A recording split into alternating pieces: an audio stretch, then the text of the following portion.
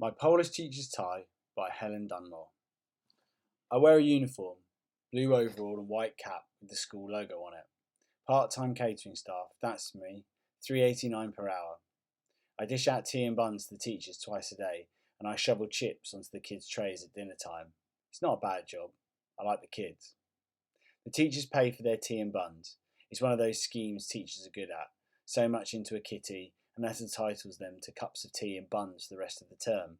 Visitors pay too, or it wouldn't be fair. Very keen on fairness, we are, here. It was 10:45 when the head got up to speak.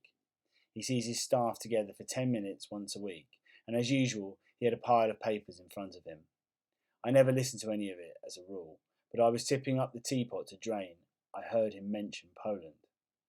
I am half Polish. They don't know that here. My name's not Polish or anything. It was my mother. She came here after the war. I spoke Polish till I was 6. Baby Polish, full of rhymes, Mum taught me. Then my father put a stop to it. You'll get her all mixed up now she's going to school. What use is Polish ever going to be to her? I can't speak it now. I've got a tape of me speaking Polish with Mum. I listen, and I think I'm going to understand what we're saying, and then I don't. Long-term aim is to arrange a teacher exchange. Several Polish teachers are looking for pen friends in English schools to improve their written English, so if you're interested, the information's all here. He smiled, wagging the papers, and raised his eyebrows.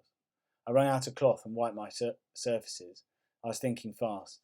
13 minutes before I was due downstairs. The meeting broke up and the head vanished in a knot of teachers wanting to talk to him. I lifted the counter flap, tucked my hair under the cap, and walked across. Teachers are used to getting out of the way of catering staff without really seeing them. Excuse me, I said, pushing forward. Excuse me, and they did. Then I was in front of the head. Excuse me, I said again, and he broke off what he was saying. I saw him thinking, trouble. The kid's chucking chips again. He stitched a smile on his face and said, Miss Carter, is there a problem? No, I said. I was just wondering, could I have that address? Address? The Polish one. You said there was a Polish teacher who wanted an English pen friend. Yes, of course. He paused, looking at me as if it might be a trick question. Is it for yourself? I'd like to write to a Polish teacher. Oh, he said, of course, Miss Carter. I took the address and smiled at him. When Steve's first letter came, I saw he'd taken it for granted I was a teacher. The person he had in his head when he was writing to me was an English teacher, a real professional. This person earned more money than him and had travelled and seen places and done things he'd never be able to do. He was really called Stefan, but he said he was going to call himself Stephen when he wrote to me. Jude saw the letter. What's that, Mum? Just a letter. You can have the stamp if you want. In the second letter, Steve told me he wrote poetry. I've started a small literary magazine in our department. If you want, I'm happy to send you some of our work. I told him about Jade. I told him about the songs my mother taught me in Polish, the ones I used to know but I'd forgotten. I didn't write anything about my job. Let him think what he wanted to think. I wasn't lying. The first poem he sent me was about a bird in a coal mine. He sent me the English translation. This bird flew down the mine shaft and got lost in the tunnels underground. Then it sang and sang until it died. Everyone heard it singing, but no one could find it. I liked that poem. It made me think maybe I'd been missing something, because I hadn't read any poetry since I left school. I wrote back, send me the Polish, just so I can see it. When the Polish came, I tried it over in my head. It sounded a bit like the rhymes my mum used to sing. At first we wrote every week, then it was twice. I used to write a bit every day, then make myself wait until the middle of the week to send it. I wrote after Jade was in bed. Things would suddenly come to me. I'd write, oh, Steve, I just remembered, or do you see what I mean, Steve, or does it sound funny? It made it seem more like talking to him when I used his name. He wrote me another poem. It was about being half Polish and half English, and the things I told him about speaking Polish until I was 6 and then forgetting it all. Mother, I've lost the words you gave me. Call the police, tell them there's a reward. I'll do anything. He was going to put it in the literary magazine. If you had any objection, Carla, that was the way he wrote, always very polite. I said it was fine by me. One day the head stopped me and said, did you ever write to that chap, the Polish teacher? Yes, I said, nothing more. Let him think I'd written once and then not bothered.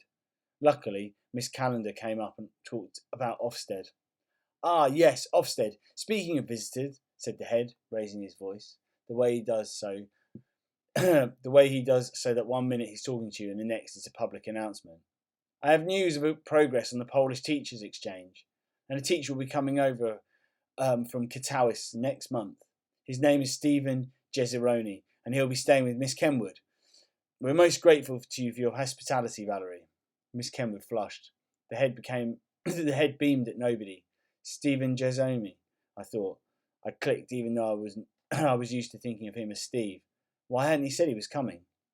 I dropped Jade off to tea with her friend. There was a letter waiting when I got home. I tore it open and read it with my coat still on. It was a bit about my last letter and poetry and then the news. You'll know from your school, Carla, that I will come to England. I'm hoping to make many contacts for the future, for other teachers who will also come to English schools. I hope, Carla, that you will introduce me to your colleagues. I will stay with an English family who offer accommodation. I felt terrible. He sounded different, not like Steve, not just polite anymore, but all stiff and a bit hurt. He must have thought I'd known about his visit from the other teachers, and I hadn't wanted to invite him to stay with me. But what was worse was that he was going to expect to meet me. Or not me, exactly, but the person he'd been writing to, who didn't really exist. I've been corresponding with a colleague of yours, Carla Carter, he'd say to other teachers. Then he'd wait for someone to say, yes, of course, Carla's here, she's expecting you.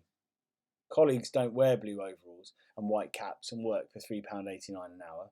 Somebody remembered me asking the head for his address, and there'd be a whisper running all around, followed by a horrible silence. They'd all look round at the serving hatch, and there I'd be, the big teapot in my hand and a plate of buns in front of me. And Steve had looked too. He'd still be smiling, because that's what you do in a foreign place when you don't know what's going on. He'd think I was trying to make a fool of him, making him believe I was a teacher. Me, Carla Carter, part-time catering assistant, writing to him about poetry. I could be off sick. I could swap with Jenny. She could do the teacher's break. Or I could say Jade was ill. No, that wouldn't work. Steve had my name and my address.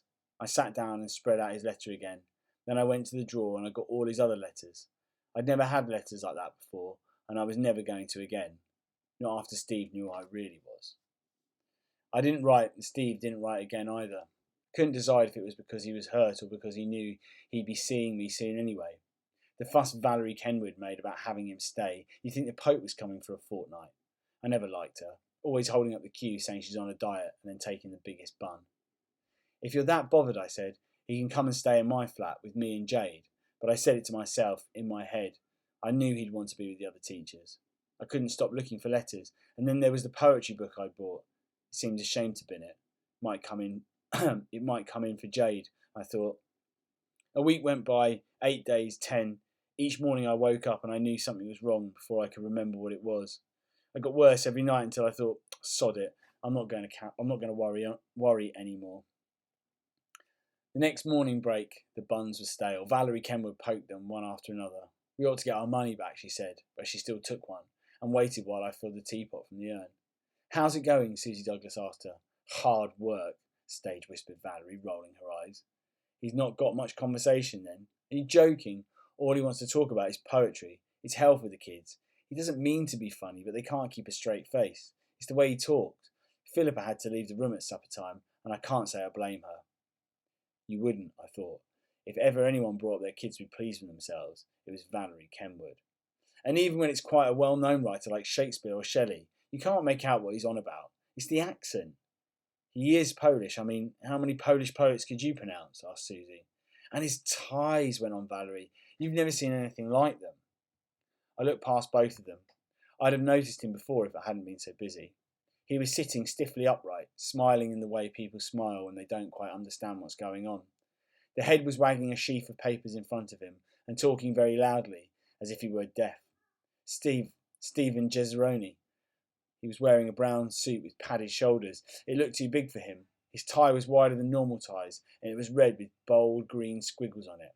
It was a terribly hopeful tie. His shoes had a fantastic shine on them. His face looked much too open, much too alive, as if a child Jay's age had got into an adult's body. Isn't that tea made yet? Said Valerie. I looked at her. No, I said. It's not. Excuse me. And I lifted the counter flap and ducked past her while her mouth was still open. I walked up to where Steve was sitting. He looked around at me the way a child does when he doesn't know anyone at a party, hoping for rescue. Hello, I said. He jumped up, held out his hand. How do you do? He asked, as if he really wanted to know. I took his hand. It was sweaty, as I'd known it would be. He was tense as a guitar string. I'm Carla, I said. Carla? He couldn't hide anything. I saw it all swim in his eyes, surprise, uncertainty. What was he going to do? And then I saw it. Pleasure. A smile lit in his eyes and ran to his mouth. Carla, you are Carla Carter, my pen friend. Yes. Then he did something I still can't quite believe. He stood there holding onto my hand right in the middle of the staff room, his big, bright tie blazing, and he sang a song I knew. It went through me like a knife through butter. A Polish song. I knew it. I knew it. I knew the words and the tune. It was one of the songs my mother used to sing to me. I felt my lips move. There were words in my mouth, words I didn't understand. And then I was singing, stumbling after him all the way to the end of the verse. Good heavens, how very remarkable. I didn't realise you were Polish, Miss, said the Hud, as he bumbled around us, flapping his papers. Nor did I said, but I wasn't going to waste time on the head. I wanted to talk about poetry. I smiled at Steve. His red tie with its bold green squiggles was much too wide and much too bright. It was a flag from another country, a better country than the ones either of us lived in. I like your tie, I said.